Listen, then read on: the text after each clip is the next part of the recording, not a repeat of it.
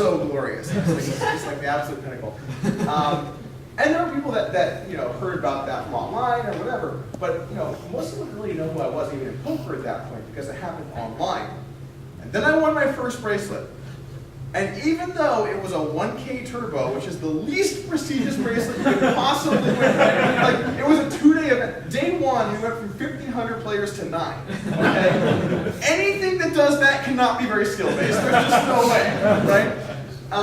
And so I won that, and then people were coming out of the world, congrats, like I always need to make it, like all this stuff. I'm like, guys, okay, first off, I won way less here than I won any of this other stuff. Second off, it's a turbo event, like it means so little. But the thing is, from like society's perspective, we value like the winners that we can see, right? We value I would like to use this example sometimes. We look at billionaires and we're like, man, those guys did it, right? They're billionaires. But you don't know like the completely irresponsible stuff that went down along the way. Like, at some point, most billionaires probably just went all in on something they believed in, right? And it worked out. But what about the stories where it doesn't? As a society, we don't like those stories, right? We don't like those people. They failed. But these guys succeeded.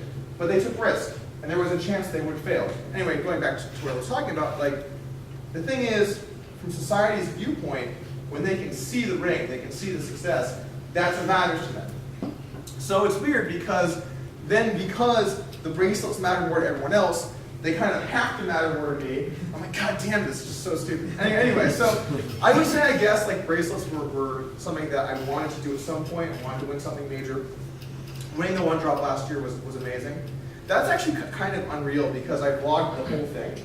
And so each day I fired up the camera and I'm like talking to the camera about hands that happened. And, then day 2 happens and fire up the camera in the morning, and then day 3, and then I'm like final table, and then you win. Wow, it's kind of crazy that I have like this video like log of every day of winning that event, right? It's kind of cool.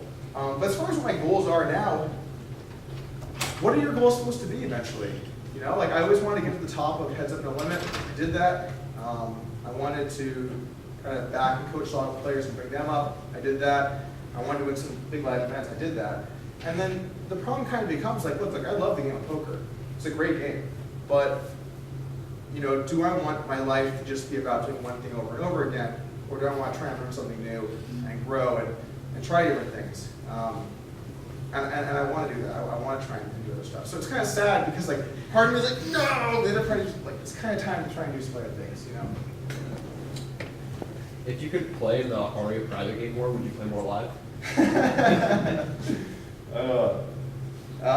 Yes. Like Roble plays a lot of hours. Obviously, Berkey plays whatever. I always see him going when I get down there.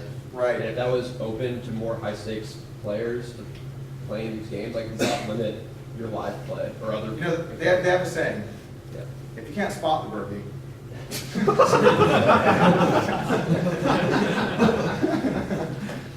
No, I mean the thing You is. just don't have an interest in playing that really? Well, you're kind of assuming that every pro is the same, and they're not. Like, I don't want to get into the specific dynamics of that game exactly because there are things going on that I don't really want to disclose. But I am not in a situation to get in like those people. But yeah, if I could, then sure, I'd probably play more.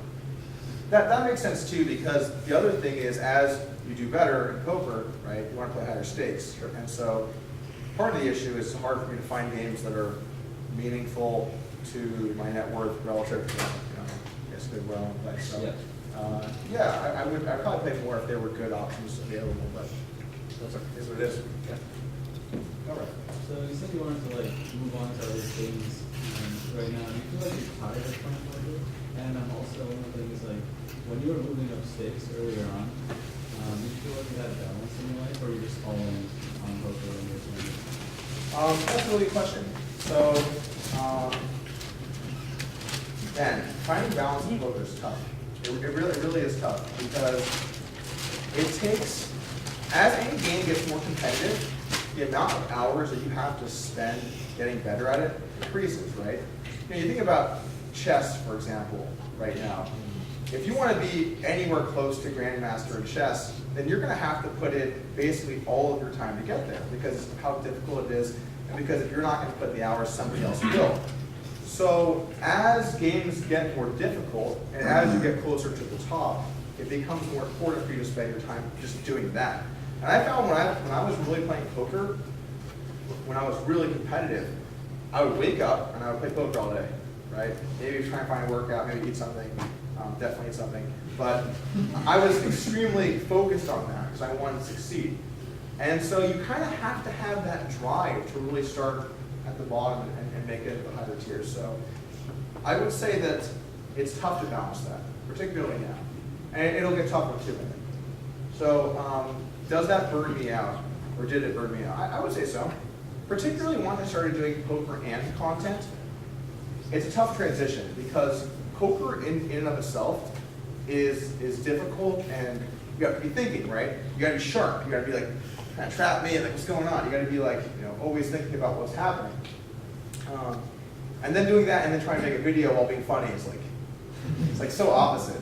Streaming poker is so funny. It's like one thing going on in your mind is like, what exactly is happening? What frequency do we need to do this? What's he doing? What am I doing? And just like all this stuff. And then the other thing is like, oh yeah, that's amazing, man. So that specifically is difficult to kind of balance doing both. But yeah, I think it does burn you out at some point. Especially anything that's so tactical, I think at some point you'll start to suffer from some mental fatigue and feel a little bit like that. Do you feel like if you didn't do that, you wouldn't get where you were? Or if you had more balance and did other things in your life, that you wouldn't get to high stakes as you are now? I think if I had a balanced life, I don't think I would be where I am today. It's a weird sentence. That's right, guys. Just go all in on what you want to do and screw everything else. Go for it. Do you ever get any sort of blowback from bad rigs about starting Upswing and making the game tougher? Because I see posts about that on 2+2 a lot. And I think it's pretty funny, but I thought you might have some funny stories about that. Well, so to start off with, because people always say you're making games worse with the training site. And I always tell them, you're right, but not as much as I think people think, right? Because one of the real approaches that we've had with Upswing compared to some of the other training sites is we were more based around trying to be inclusive and bring in new people. One of the reasons I made videos was so that I can advertise my site and try and find people that otherwise they wouldn't be able to advertise to. And so we had a much more inclusive strategy to bring people into the game. And I think that did help to some extent. Obviously, we also made a lot of bad rigs, if you will, better. So did it have a negative effect overall on poker? I would say slightly, but I also think that it had a very positive effect for the people that learned from us. It seems like Upswing uses a slightly different model than previous training sites. You guys do modules of content versus and selling those modules versus doing a monthly subscription. Right. Given that poker continues to evolve, how are you going to update those modules over time? Your heads-up course might be very applicable for the next 18 months or something. What happens 2 years from now, 3 years from now? Do you just sell a new course or what? Right, so if you think about poker training, I'm not sure if any of you guys are familiar with Card Runners, but that was kind of the first big poker training site, right? And the way that they structured their membership was you buy membership and then everyone just pummels videos into that until you're tired of poker and unsubscribe. Which is great in its own right, but then that model never really changed, right? Until Upswing. And we kind of came in with more of a digital marketing type strategy as far as the way that we sell our content. That was more based around people being able to find specific information that they like. As for individual courses, like my heads up course, for example, I think it's unlikely that, for example, with that one specifically, I'm going to end up updating it because I'm not really actively involved in learning, right? I put together my best way to play heads up, of course. Can I really improve that while I'm not playing or studying? Don't think so, right? I mean, you can always do it, but not well. And it's important that you always over-deliver on value to your customers. So that one specifically will probably sell for some period of time and go from there. I'm not totally sure. But the idea is basically, while poker strategy evolves, more on a micro level, the total strategy is still good. The overall strategy is still good, and the concepts are still very valuable. So, I don't know, I guess it kind of depends. We'll figure it out as we go along. What does poker study look like at like maybe starting from 5% and then moving up to 25%? Okay, this is a question I get asked a lot. How do I study? And I actually just did a video about this on YouTube like not that long ago. But essentially, there are all kinds of different ways you can study. I think one of the absolute best ones is to watch good players and then question why they do things, right? If you see someone make a play and you're like, I don't really understand why they did that, then it's probably something that you should think about. Maybe find other people that do something similar, post about it, ask friends about it, and figure out why they actually did something. That might help you a lot as far as understanding ideas. Another thing that I always say is when it comes to learning, I think analyzing your own data is the most important. Because people always feel like, oh yeah, I play great. I'm a great player. I'm awesome. I always bluff. I like call the right frequencies. Like, yeah, everything's good over here. Just haven't won in months, but no, I'm playing great. And while that might sound nice, it's normally not true. And people have leaks. One thing that I always found is I coached a lot of people along the way in a more one-on-one setting. And we'd always go through an example. And what I found was, you should always be trying to bluff the right amount everywhere. But in any of the situations that I told them, like in this spot, bluff with these hands, right? They would do it. But if a weird spot came up, one that you're not really familiar with, they wouldn't bluff because they hadn't been taught you bluff with these hands, right, or this type of hand. So go through your sample, look at your frequencies, see what they're like, make sure you're bluffing the right amount in all the spots, and do some homework. Like one of the great things about online poker is that you can get a lot of hands in a short period of time. So if you play live, I would say you should definitely still sometimes play online, get a sample of hands, review it, and see how you stack up compared to what the better players are doing. Do you play online right now in America? Yeah. Okay. Besides, I play on, you can't use any HUDs or anything, so I can't really track the hands that I play. You So record, let's say you record yourself playing. Yeah. But Yeah, it's gonna be tough to implement that. Well, if you're not on a site that tracks, you might want to sometimes find one that does, so you can look at that data. But because you're kind of playing more like live at that point, sort of. There's just no HUD, no game histories, whatever. Honestly, I'm not playing too much poker these days, so don't play online. And if you're not playing somewhere that gets hand histories, it's a lot harder to study. It's a lot harder to learn. So I would maybe put some hands in somewhere you could. Just purely to learn, right? Purely to analyze. Not because you want to make money there, because you're curious how to play, but just so that you can take the data and then learn. can't you still use ACR? yeah, You still have that. I just hate that. It's hard for me to say, like, you go play this. Use any strategy in crypto or just bag holders? What's up? Are you using a strategy in crypto traders or just I mean, isn't everything in bag right now? unless you went short of BitNet? Yeah, if you were showing on Index, you probably did pretty well. So I don't do too much trading. I more try and buy and hodl around long-term value. So I more just have a portfolio of currencies that I think long-term will be successful and hold. I don't do a ton of trading. I think unless you have a really good strategy, it's kind of hard to beat the fees on a lot of it. And so, yeah, I'm not too active there. I don't think I can answer too many trading specific questions for you. What's your view on Bitcoin private? I know you had it in your Right. portfolio. Yeah, no, that was pretty disappointing. So I thought that Bitcoin private was going to be a bigger thing. But then I learned during it that Rhett was actually already moving on to other projects. He was the lead dev for Bitcoin private and for Z Classic actually. So I honestly think it ended up being more of a little pump and dump scheme from the founders, which was great. So I don't think long term is going to do too much. So, with these things like cryptocurrency and poker, which have elements of luck and unpredictability, I often find myself, in circles of my family or some friends who just don't understand it and aren't even willing to give it a try. They kind of like shun me for being interested in these things. And I'm curious, in your career, in your life, have you found ways to explain these things and why you do things in such ways that they'll appreciate it? Or, at a certain point, we're just like, it's okay. Yeah. Well, I'm lucky my family's not here, otherwise.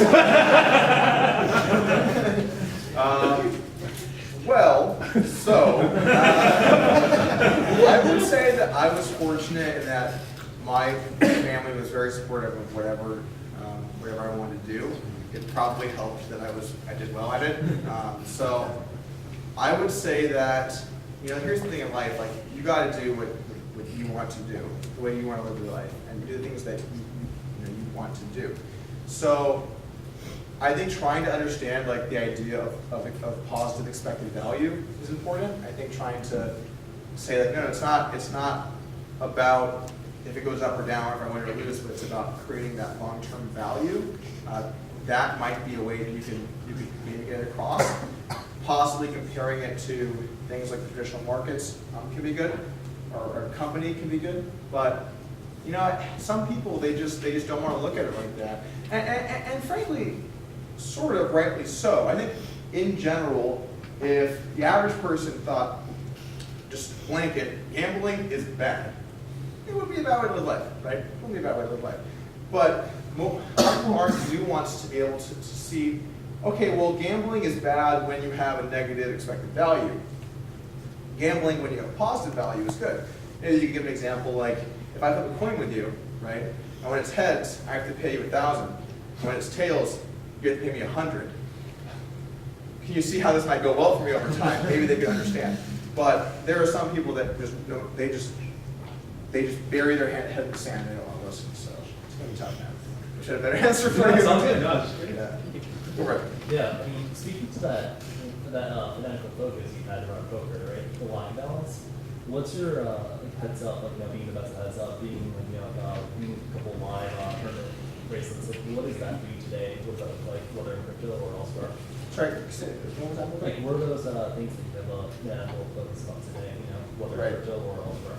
Well, it's interesting because I have transitioned more into marketing, I would say, and it always pains me to say that because marketers, but I've definitely transitioned more into that area of marketing and promotion. When I started Upswing, I started with a couple other guys, and we all had sort of defined roles, and I was looking at them and like, oh God, I'm gonna be the video guy here. Clearly, I'm gonna have to make the videos, but I would say that I'm really interested right now in learning about growth and learning about the way social media works, and we're learning about what interests people and how to grow your brand. A lot of those things I find very interesting. I also find a lot of upcoming projects interesting to learn about. One of the cool things I think about cryptocurrency is, when you think about poker, the learning is very deep but kind of narrow, sort of. Whereas in cryptocurrency, it's wide and deep. There's just so much information. You can learn something new every day. So I really like getting to learn new things and learn about the way that the world works. I guess those are the things that would probably interest me the most right now. So I found it interesting that you were talking a lot about sort of analyzing your past poker action, but you were not that interested in TA and sort of analyzing past crypto price action. So I was wondering, like, do you think that more of those poker skills can transfer over with like more practice or with the time and effort, or do you think that the crypto markets are fundamentally different in that you can't necessarily use past behavior or price action? So here's the thing. I do think that there are some elements of technical analysis that are good and can be used. But part of the problem is when we look at the people that use them, we look at the guys who did really well, right? But the thing is, if you have thousands of people all clicking enough buttons and all saying things, well, what's going to happen is some of them are going to be right? Like for example, there was this old classic like email scam where if you have a huge email list, you email half of them, the market's going up today, half the market's going down today, and you do it every day. I'm not saying the ones that are successful are just luck boxes. I'm saying they're mainly luck boxes. So I don't know, like, are there tools that can be used to predict the market to some extent? Yes. What degree I'm skeptical of, And I think the people that say, well, I've always been right, what does that really kind of mean at the end of the day, you know? So can those skills transfer well? Yes, but you have to find a good way to actually apply that skill set.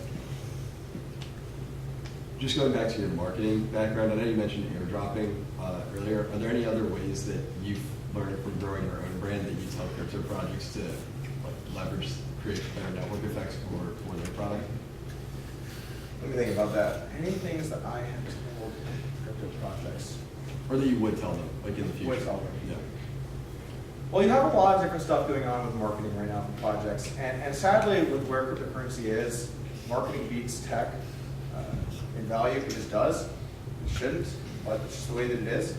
I think as we see this bear market really bear down on us, if you will, I think that the tech will start to matter more. But the thing is, people want to be sold a story, sort of. And so this is the problem. You have all these people selling stories, right? But not many people actually selling good solutions.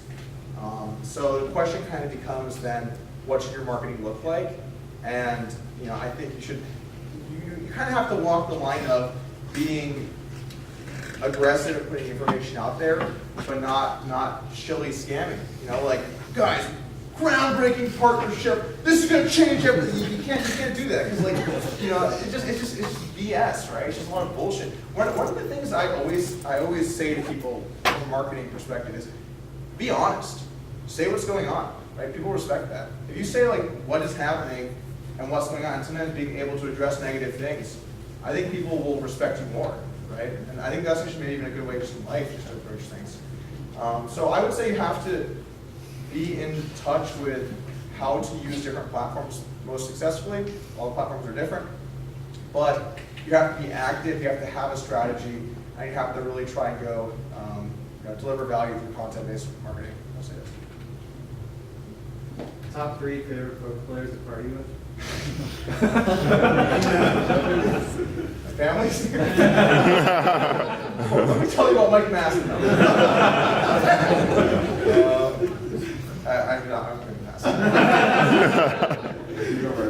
For people that play live, what are some of the best ways to find out what the leaks are in your game? It's a good question.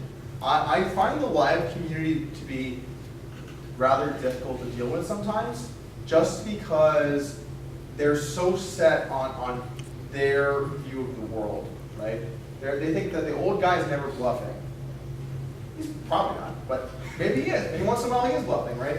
So I think that if you're a live player looking to try and improve and figure out your leaks, I said this earlier too, I think putting a small amount of hands in online, it can be really small stakes, that's fine. You're not playing to win, you're playing to get your frequency, see what your stats are like, grow that part of your game, your technical part of your game. I'd always strongly recommend that. I would also start to think about, at the end of every session, write down 1 or 2 hands, right? It could be a value bet, it could be a bluff. And think about all the different streets in that hand. What would my value bets and bluffs be? What would my calls be? What would all this be? My raises be? Is that balanced? And I go home, get out Equilab or get out a solver, run it, and see if you're actually balanced. Are you actually taking a good approach to it from a balanced perspective? Figure it out. You know, it's not easy. It's not fun. Like people think like studying is like you're sitting there like I'm doing great. Like this is awesome. It's like it's not fun sometimes. You know, you have to like think about if it's going to be 7 combos or 8. Doesn't sound like a big deal, but it could be. You know, if you want to play like a really good strategy. So I would say write down a couple of hands every day, and when you go home or the next day, look at it and see if you're actually taking a good balanced approach in those situations to make sure you're playing right in the future. Let's say you play on stream. You can stream, but people are going to yell at you no matter what. So. Streaming is so funny to me because everyone's a wizard, right? Whenever you play a hand and you win, yeah, I do that. Yeah, I do that. I Sure. meant live stream. Live stream. Yeah, like live to like. Oh, play on a live show. Yeah, that's what I meant. Oh, okay. Yeah, I usually play. You can do that too. Do that too. Yeah. People can see your hands, colors, and go from there. But everyone's an expert after the hand's over. It's the funniest thing. Like when I post a new video on YouTube, there'll be like at least 50 people that are like, hey, everyone knows this. It's like, wow. All right, man. Keep posting YouTube comments. With the market the way it's been, what do you think it's going to take to flush out like Tron and Verge from like the top 20? There's still like, there's just like a lot of garbage in the top 20 and it's Yeah. hanging in the market's just been nasty.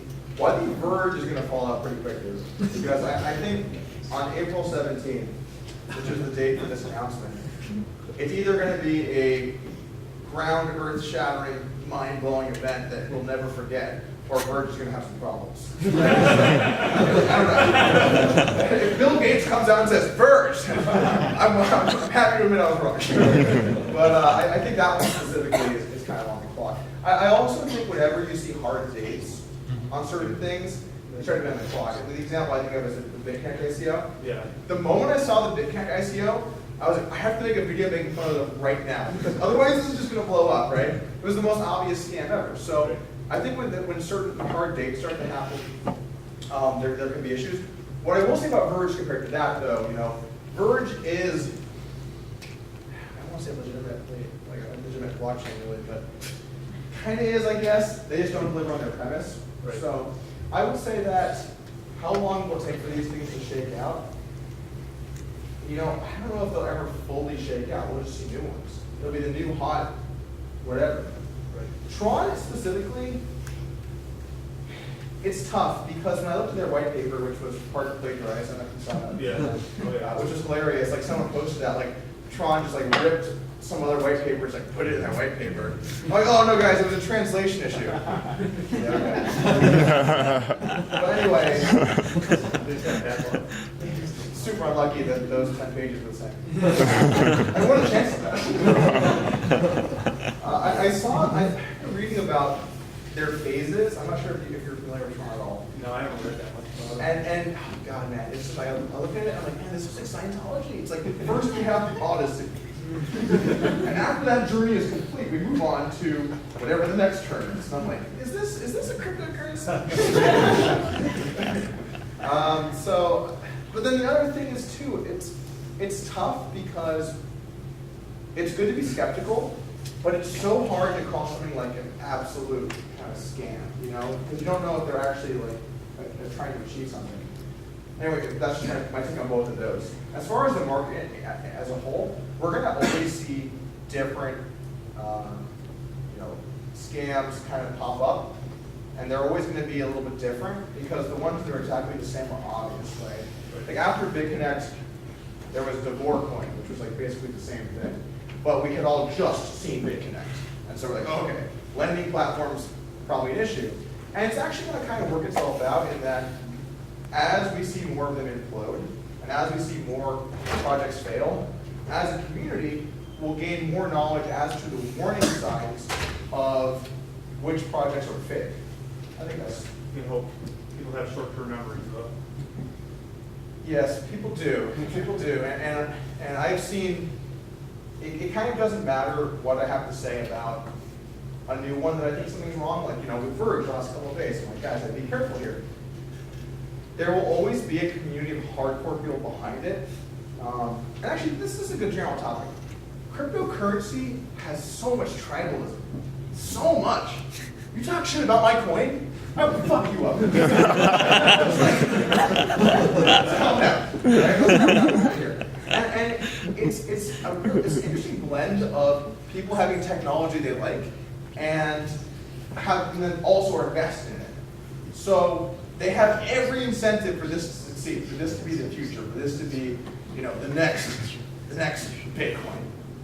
But it's not, right? It's not. So people are they're so blinded by that, and they just have to defend it because they are directly monetarily incentivized to defend it. And so you have all of these kind of subcultures emerge that hate anyone that says anything wrong about their coin ever. So this happened to me with Icon, which again, I actually have no problem with Icon. My understanding is that they're trying to do some good things. I'm not too familiar with the project, but they're a legitimate project, right? And I made a mistake where in a video I said that their mainnet hadn't launched. I'm going to admit I was wrong. I was wrong about that. Their mainnet had launched, but the wallets didn't have functionality. Okay? So the mainnet hasn't launched. But I was wrong. Okay, I will accept I was wrong. And I just remember just going to the Icon Reddit the next day and saying, Doug Polk hates Icon. And it's just like posts like, Doug Polk is an idiot and spreading FUD about Icon. He knows how great it is, but then he said, the mainnet hasn't launched, and it has launched. And I was like, yeah, it launched. It's like, it's just not working. It's like, oh my God, guys, like, really? Okay, I was wrong. He got me. He got me on that. Or like when the Bitcoin Cash guys got me because I said that in order for you to have the Lightning Network, you need to have SegWit. I was wrong. You need to have a malleability fix, and SegWit was the leading fix for that. So, you know, the thing is, like, as someone that makes videos, you have to talk a lot. You're going to occasionally say something that is maybe technically wrong, or a little bit wrong, or off, or whatever. But then that community, people will hate you because they are so tribal. It's us against everyone else, and they say a bad thing about us. That's just because they're on the FUD train or whatever, right? And nothing you can do about that. I don't even have good solutions to help prevent it. I just always try and say to people, have an open mind, assess things based on facts, and be willing to admit when you're wrong and find other endeavors. Speaking of being willing to admit when you're wrong, I remember when I first found out about the Ethereum Classic, Ethereum hard fork, and I saw that and I was like, man, you just gotta go with Ethereum Classic, right? Because, you know, from an ideological perspective, what they did was right. If someone hacks a bunch of money, let it ride. Because that's what, you know, having a decentralized, network is all about. It shouldn't be like, let's bail people out. That's not in the spirit of it. I'm definitely going with Ethereum Classic. And then I just held Ethereum Classic, and then Ethereum just kept crushing me, goddamn it, every day. And then I realized it kind of didn't matter what was ideologically correct. Everyone uses Ethereum. It doesn't really matter. So I was wrong there, right? And then I sold all my Ethereum Classic. But you have to be willing to admit when maybe your methods or your approach to purchasing different coins is wrong. I forgot where that started, but whatever. And just a general comment, I've been looking at the market for a long time, just watching it in its broad movements. And some days I'll wake up and tell my fiance, oh, it's a green day, or it's a red day. It seems as if they're moving in formation. I mean, they're really more so than I would expect, given all the tribalism that you're mentioning and the fact that there are a lot of interesting, unique ideas. Why do they move like that? If people are just seeing those differences and those distinctions between the coins, why is there such a high correlation between them? It just doesn't make sense to me. That's an interesting question. So you're basically saying, like, when it's a red day, everything's red. And when it's Most everything, yeah. No, that's a good question. I think a big part of it boils down to how much of the liquidity is in Bitcoin. And so I do think that as Bitcoin price increases, people are much more likely to invest aggressively into altcoins. I'm sure there's someone that might be able to find some stats on this. Maybe I'm wrong. I'm just kind of just a guess. So I think that's kind of part of it. I don't know why it does seem to move so close together. That's a really good point in general.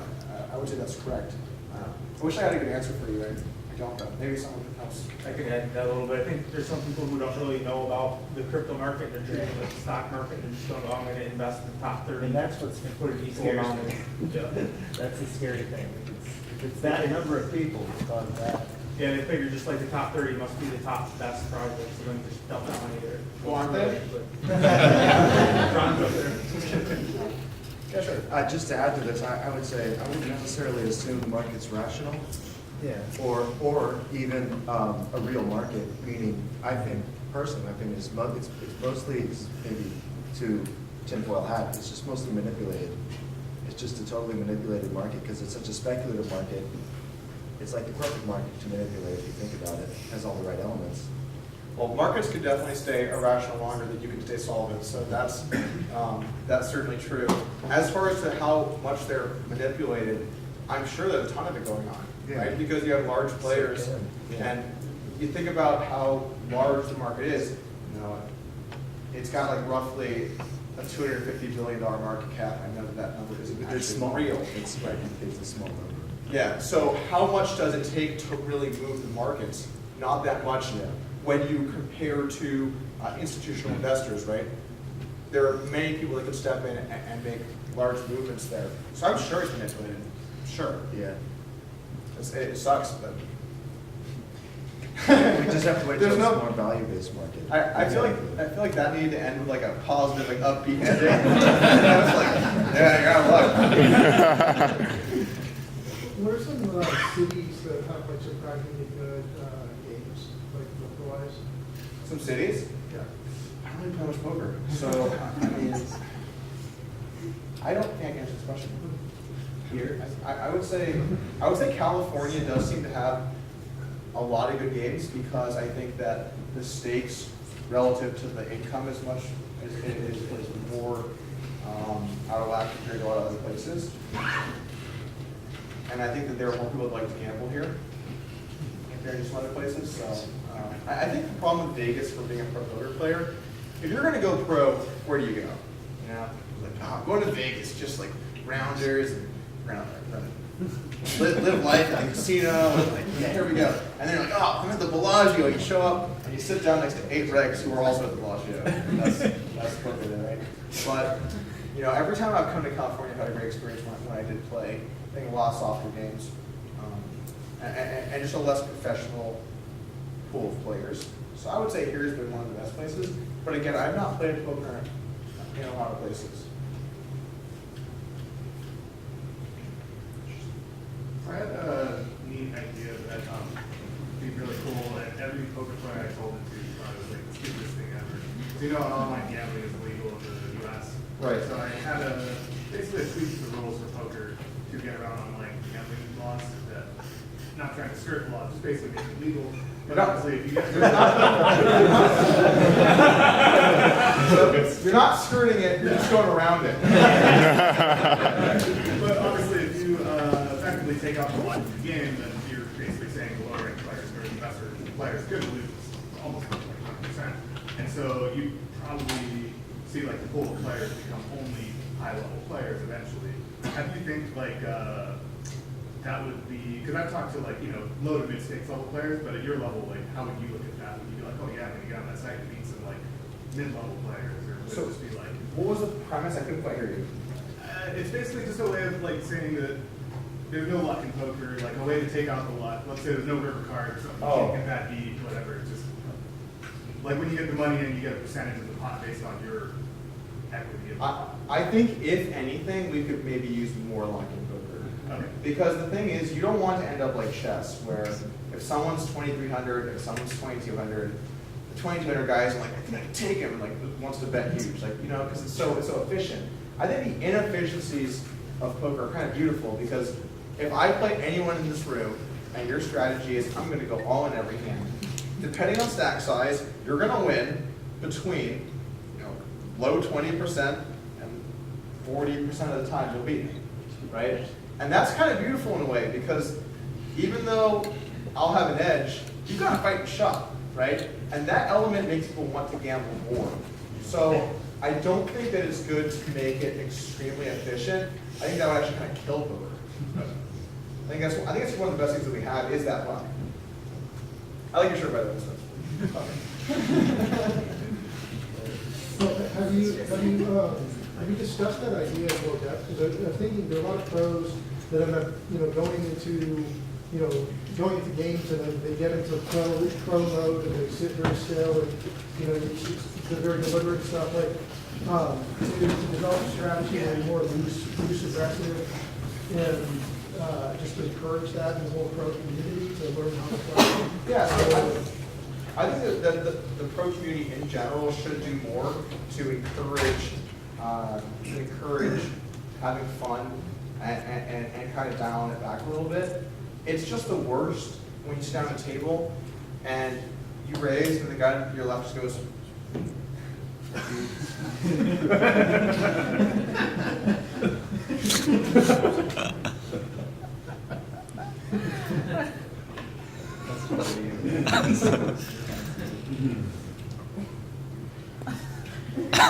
And then just does that for like a full minute, and it's just like, oh my god, I just can't do this anymore. So I think that playing quickly is important. I think that trying to have more fun when you play is important. I think trying to be less like hunting weaker players is important for the long-term longevity of the game. But it's tough because people want their edge, right? And for a lot of people, they're just fighting tooth and nail for any possible edge. And there's always a balance between protecting weaker players from those kinds of players, while also, allowing there to be edge players. What's up? Oh, we're at 8. Okay. We'll take a couple more and then we'll call it a set. Shall I go? Could you talk a little about JMO and how he got into cryptocurrency a little earlier, and was he an influence on you at all in getting into that? And you shaped your philosophy? So JMO and I got in, I want to say around the same time. Maybe he got in a little bit earlier than me. But then in the period of time where I was still focusing on poker, he got really involved in learning what was going on, understanding the space, meeting people, and getting a good team for what could be successful. So I would say that it wasn't so much that he got in before me, it was that he really spent his time learning about it in the intro. Prediction markets built on blockchain. How do you think, what, sorry? Prediction markets. Prediction markets in what way? Like built on top of blockchain. Prediction markets built on top of blockchain. There's Augur. Augur. Yeah, Augur, right? That is Augur. Gnosis. Well, so what do I think about it? Well, I guess I don't really have too much. I don't really have too much to say on that subject. I mean, I think it already exists, but I don't think I can answer your question. Sorry. It's tough because there are so many different coins and things going on. It's hard to really have a good knowledge of everything. I think everyone has things they're a little more interested in. I'm curious, you mentioned chess a couple of times. Do you play at all, and do you have a rating? No, I'm not very good. I play a little bit. I'm the guy that if some guy if you're drunk at a party, it's like, oh, I'm good at chess. I could be that guy, right? If you say to someone who's actually good at chess, you're good at chess, like that. You just get, yeah. I'm not that good. Did you research Zcash at all, and if so, why are you more bullish on Monero than Zcash? Okay, so the Zcash versus Monero debate has gone on for a long time. One thing that I always disliked about Zcash was the founder's reward, and it claims to be 10%, but I think it's actually 20% because of the way that there's some length of time that has to happen to make it 10%. I'm not too familiar with that, but essentially, I do like the idea of whenever you transfer or whenever transactions occur on the network, that the people who started the coin get some of the money. That just seems ridiculous to me. So just almost from that point alone, I never really got too interested in Zcash. Zcash is one of the bigger currencies. I don't remember their exact privacy function, the way that it works. Oh no, it's ZK snarks, right? ZK snarks.